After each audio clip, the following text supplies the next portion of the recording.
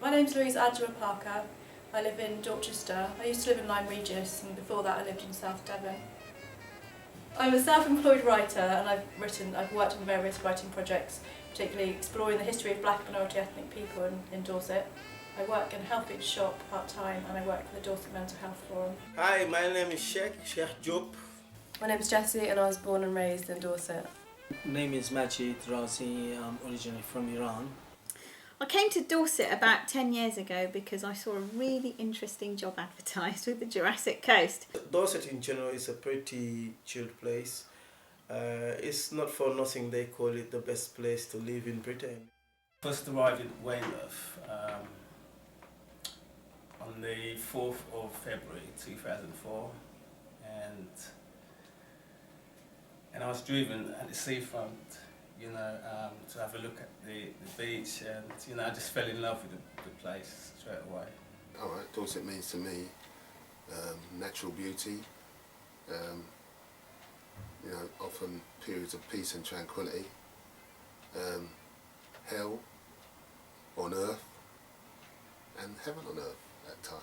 I like all of Dorset really. I'm fortunate my daughter's here and she'll take me all sorts of places. We go out quite a lot. And even on my own, I can go get the bus and go down to Weymouth, because it's so simple, really, as long as you just go during the day. I think I just like it all, really. I like the countryside. I love Dorset, pool and Bournemouth. I love it, especially the seaside and the weather, the people. And so everybody's mixed. It's a cosmopolitan place. I can say Dorset is one of the nicest places to live in England. It's quite peaceful, and the people are not really judging us for our othering, who we are, our identity. They just treat us like human beings, It's a peaceful and quiet place to live in Dorchester. Well, I have mixed views because personally, from when I started going to high school in year 5, it wasn't really nice as people bullied me about my skin, and it happened for about 3 years, which wasn't really pleasant, and it gave me a bad attitude towards the world. But then afterwards, after meeting friends and interacting with them, and yeah, it's quite nice, and everybody's absolutely friendly as well, so it's great. I think as a person, for me, I've been really fortunate since being in Dorset, because some of my former work colleagues have said, oh my God, you're going to the deepest countryside, and I said, look, if I move there and I come out of the house one day and see a big Ku Klux sign in the garden, well, I know it's not the right place for me. It's given me tests, it's given me challenges, it's given me the greatest gifts I could ever ask for. It's presented me with opportunity. It's been a really good area for me. Not saying that everything has been good, that's quite the opposite. It's just as a whole and as experience and as a place I've lived in, it's been amazing. I think feeling part of the community is just, for me, it's knowing quite a lot of people and knowing what's going on and being connected to them, whether it's through work or friends. I haven't really felt like I belong for a lot of my life, and I haven't felt like I'm at home, and it's quite a strong feeling. And I think that a lot of people, perhaps who are migrants or second generation migrants to this country, may feel something similar. I don't know, but I sort of feel like I'm not really quite sure where home is. I do feel I'm part of my local community. However, it's a specific type of community. I am very well linked in with the local Gambian community. I'm very eager to contribute in the community I live in. I see myself as an active citizen living here. I'm an African. And will always be an African. But wherever I live, I want to be. I want to contribute to the community I live in. To be honest, I didn't feel a community in Poole at all. Dorset is just home. I can feel comfortable and settled anywhere I go. I'm lucky like that. But Dorset is home. On the other hand, in Bournemouth, even though before I lived in Bournemouth, I felt there was a kind of community.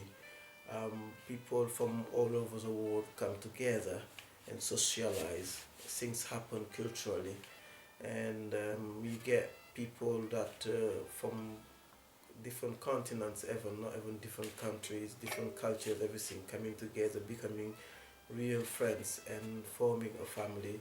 It's just wonderful. Dorchester actually is my home. I feel safe, I feel relaxed. If I go back to Egypt now, which is my country I was born in, I feel like I need to come back to my home, which is Dorchester. I always have found London more multicultural than Dorset, like regardless. But the older I'm getting, because I'm in my late 20s now, I do find Dorset, I could call it home now. All my life I never felt being discriminated in this country whatsoever. Especially all the days, foreigners had a lot more attention in this country than I would have expected.